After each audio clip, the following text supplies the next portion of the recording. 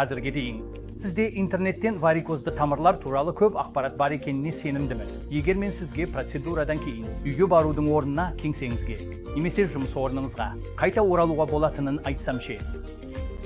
Бұл өте оңай. Біз мұнда, Apollo'да, бұл процедураны кесусіз, тігіссіз жасай аламыз.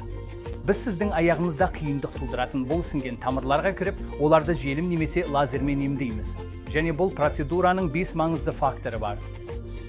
Біріншіден, бұл жергілікті анестезиямен жасалады, кесусіз, тігіссіз. Сіз бірден жүре аласыз. Сол күні душ қабылдауға да болады. Егер сіз варикозды тамырлар туралы көбірек түсінгіңіз келсе, бізге келіңіз, біз сізге кесусіз немесе тігіссіз желім және лазерлік емдеу туралы көбірек айтып береміз. Рахмет.